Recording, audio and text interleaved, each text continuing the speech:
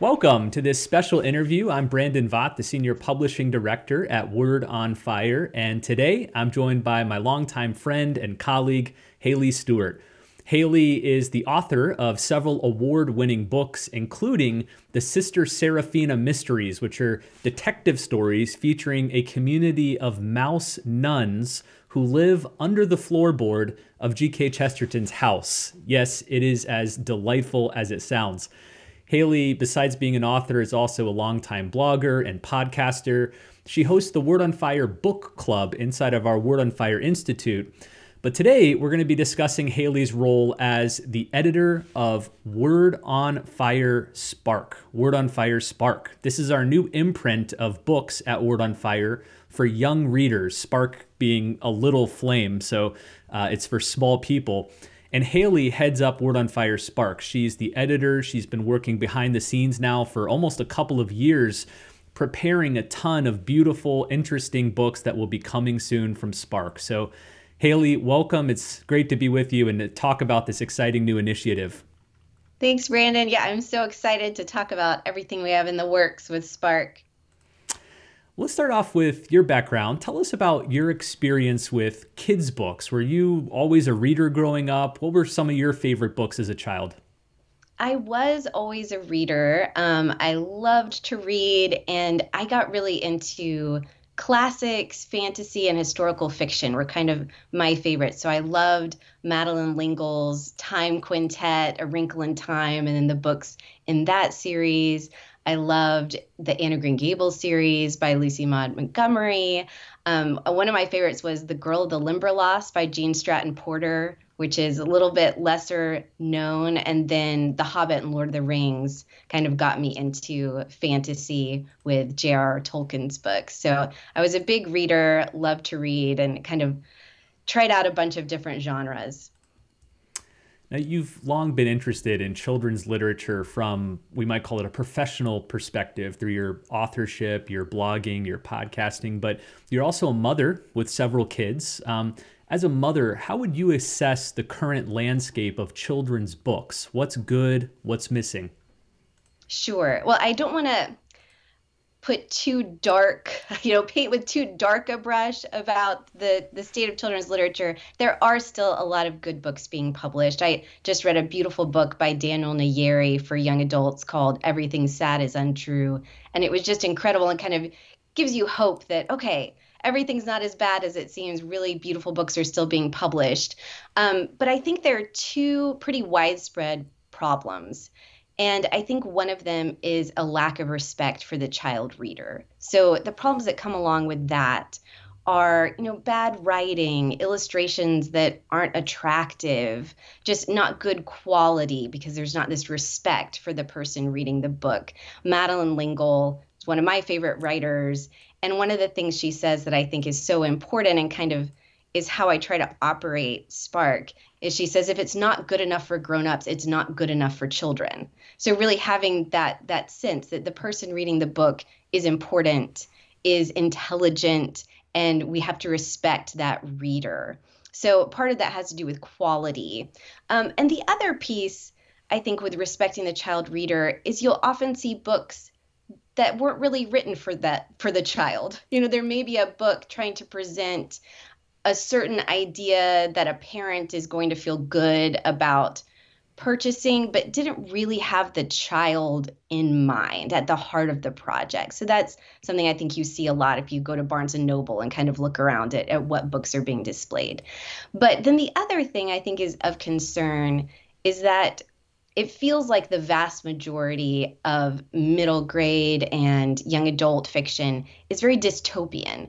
And I don't think that's necessarily bad. There's some great dystopian novels that really spark great conversations. My son read The Giver by Lois Lowry, that he really wanted to talk about those ideas. And I think that's fantastic. But I think that also we have to kind of balance those dystopian themes with some themes of Christian hope. Otherwise, it's really kind of offering a picture of despair to our children, that everything's crumbling, everything's terrible, and this is the kind of world we live in. And so I think it's really important to balance that out with the kind of hope that we see in, say, Lord of the Rings. It's not that everything is fine. There's big problems that we have to wrestle with, but the last chapter of the story is going to be not one of despair and decline, but is going to be one of hope. And so I think that that is something that is kind of missing to some degree out there, and is part of our mission at Spark to offer something better.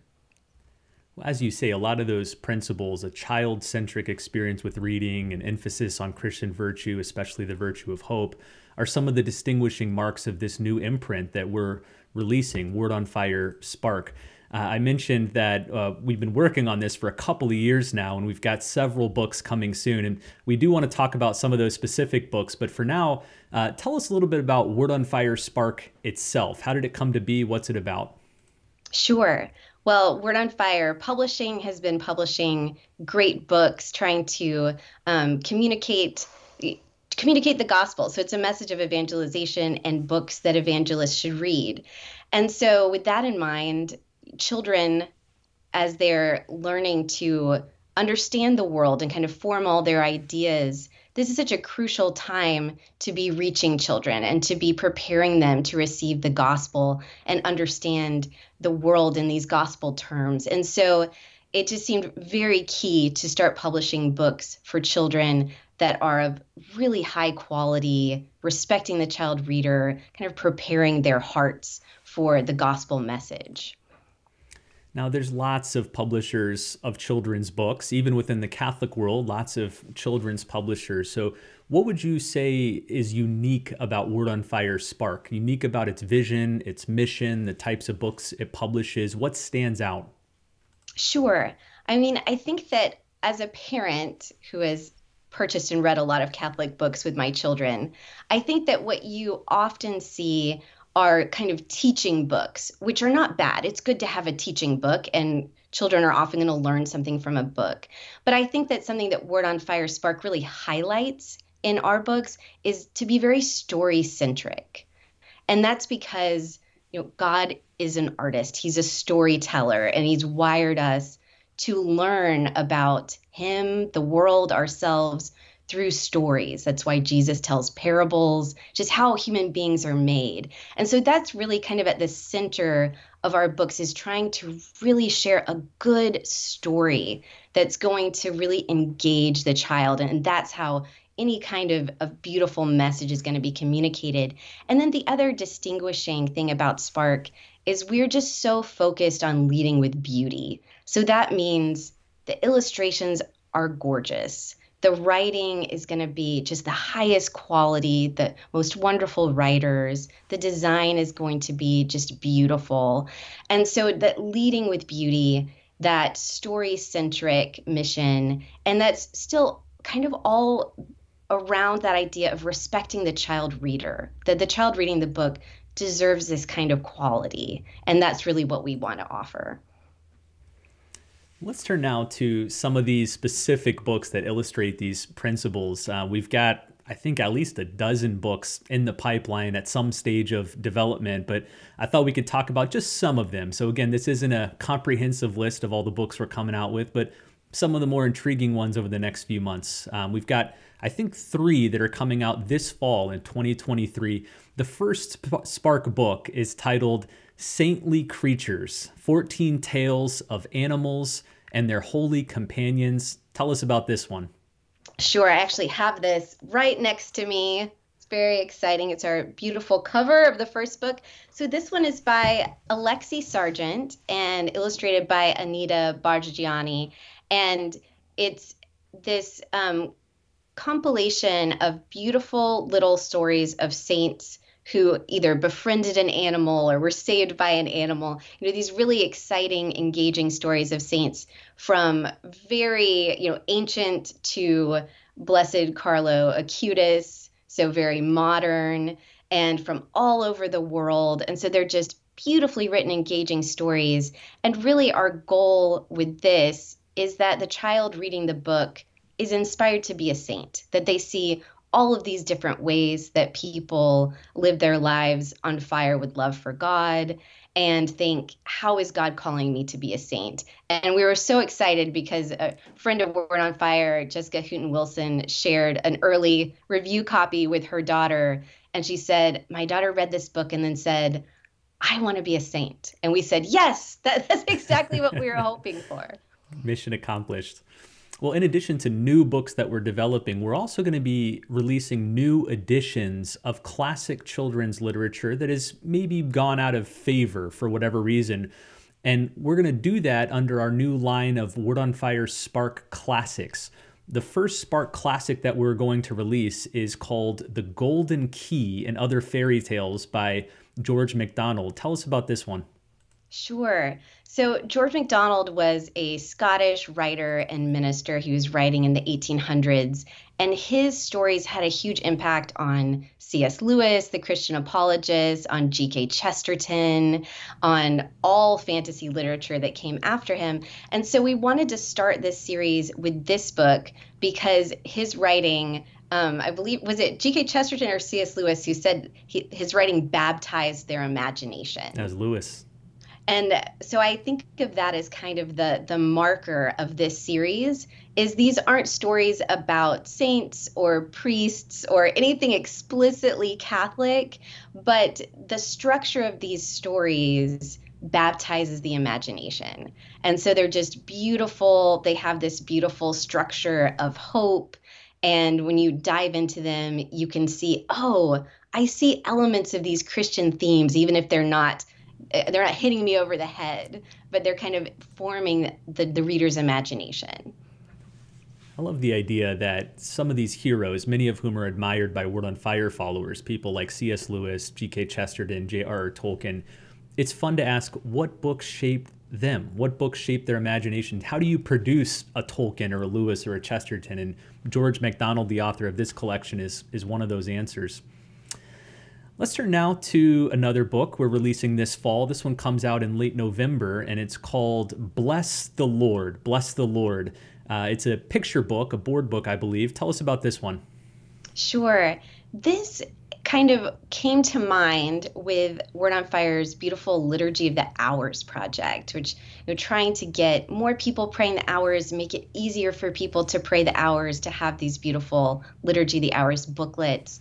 And it just came to mind, how can we help families pray the hours together? How can we offer resources for children? And so this is a board book with one of the canticles from Liturgy of the Hours, the canticle from the book of Daniel. And it's the Bless the Lord canticle. So bless the Lord, sun and moon, all these beautiful images of God's creation, praising the Lord.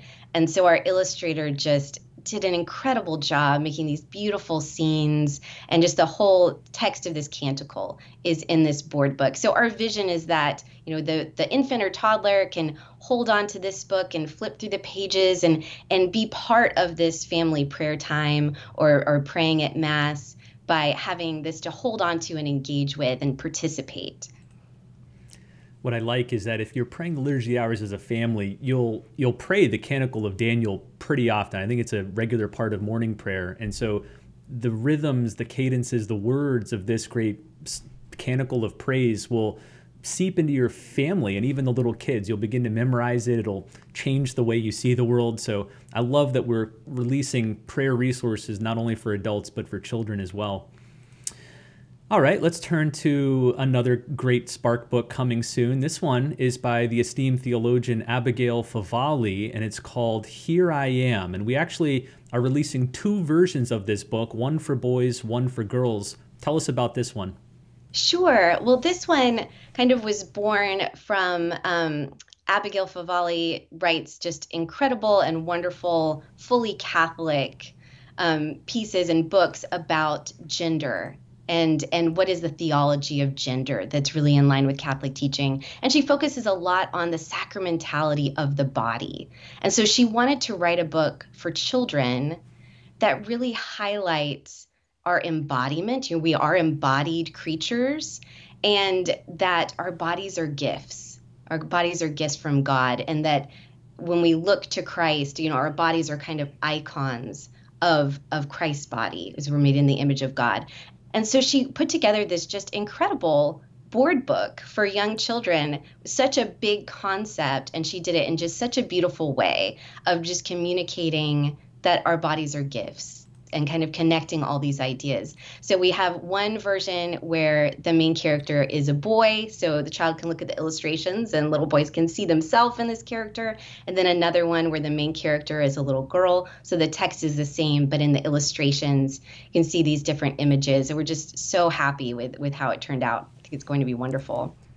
I think parents are going to love this because a lot of parents that I've talked to are really concerned about the lessons their young children are learning either from the media, from school, from friends about their bodies and their identity. This book, I think, does a great job communicating to kids that your body is a good thing, that your body is part of you. It's not something outside of you that you yourself manipulate. It is you. And also the Christian dimension of the body. There's a part of the story where it says God wanted a body, and so he gave himself a body through the incarnation. And so it's highlighting how the Christian identification with the body is especially distinct among all other religions and worldviews. So really good. If you're a parent that's concerned about these questions and issues, this book I think would be great for your kids. All right, Haley, let's talk about one final book. And again, this is just a sampling. There's many more books here that we haven't teased out yet. But the last one I want to talk with you about is a sort of kid's biography of the great scientist Jerome Lejeune. In fact, the subtitle is The Saintly Geneticist. Tell us about this one. Sure. Well, one of Word on Fire's themes is communicating that faith and science are not opposed to each other. And that this is such an important thing to communicate when we're speaking to young people, especially. We don't want to communicate the idea that science, you can either believe science or you can believe your Catholic faith, that they're not compatible. And so we really wanted to highlight some scientists and stories of scientists who were holy men and women. And one of these is Venerable Jerome Lejeune, who was a geneticist, a French geneticist, and discovered the chromosomal component of Down syndrome, and was also a fierce advocate for the vulnerable, for every child's right to life. And so the story is really compelling of his faith, of learning all of his research, just all of his scientific research, and then also his advocacy. And so I think it's a wonderful story for children to be inspired by and to be receiving this understanding that, hey, Catholics are making scientific progress. Catholics are involved in the scientific spheres. And so this is something that we can see that faith and science are not opposed at all. So all of those things, pro-life and saints and science all in one story. We're very excited about it. I want to talk about a couple other exciting initiatives from Spark beyond just the normal books that we'll be releasing. The first one is a new podcast. So you've been podcasting for many years, but you're going to launch this new podcast through Word on Fire called Spark the Imagination. What's this one about? So the concept behind this is, you mentioned earlier that it's interesting to see what books formed, C.S. Lewis's imagination, what baptized his imagination, or G.K. Chesterton. And so in some ways, that's kind of the structure of this podcast is I'll be speaking with writers, artists, illustrators to find out what baptized their imagination, what books were formative for them that really started them on this journey as artists, as Christians. And so we're going to have really interesting guests talking about children's literature, talking about books that formed them, and then from there jumping off into all kinds of children's books and books of all kinds. I know parents are always looking for good book recommendations for their kids in a world where there's just a flurry of new books released every year. Parents can't stay on top of it. So the books that we release through Spark obviously will get our 2 thumbs up. These would be good for your kids. But the Spark the Imagination podcast, I imagine, will share a lot of good books parents might not be familiar with that are worth reading with your kids. All right, let's talk about one more thing before we wrap up. This, I think, will be the first public announcement of this project, although we've been working on it kind of secretly, clandestinely for quite some time. We're planning a Spark Bible, a Spark Bible. Tell us about this. Yes, as a parent, I have struggled over the years to find a children's Bible that's a Catholic Bible that is just the right thing. What I want to offer my kids. Either it's a Protestant Bible and I like the structure, but it's just missing some elements, or it's presenting them in a way that doesn't really line up with how we see it as Catholics. And so just wanting a really high quality children's Bible that tells the story of salvation, the big narrative arc, the great story of God's love for us. So starting with the Old Testament and going all the way through the New, and highlighting what are the most important stories to really baptize the imagination, again, of our children, to really share the gospel story with them so that they're then prepared to dive into the actual scriptures. So not taking the place of reading the actual Bible, but something that helps them kind of hang all of that on. They have this basic form and understanding for the structure of the scripture. So more details to come. As Haley said, this is going to tell the great story of salvation from Genesis all the way through Revelation, through several dozen specific episodes. And the Old Testament episodes, almost all of them have a direct link to New Testament episodes. So we're teaching children the typological relationship between the two testaments. We have a phenomenal writer, an incredibly talented illustrator. I don't want to share the names just yet. I'm sure those will come out soon. But we're very hard at work on this project, and we expect to finish up most of the work through 2024, and the anticipated release will be early 2025. Well, Haley, lots of exciting things coming soon from Word on Fire Spark. Thank you for all your hard work on it. I want to encourage listeners to go to the website wordonfire.org/spark. That'll be the home base for all of these new initiatives. And I think right now you can sign up via email to be updated when new books and podcasts and the Spark Bible come out. So make sure to do that. That way you're staying up to speed on everything. And then finally, pick up your copy of the first Spark book. Again, it's called Saintly Creatures, 14 Tales of Animals and Their Holy Companions. And Haley, am I right that we're offering a special deal here for the first launch group of people that get the book?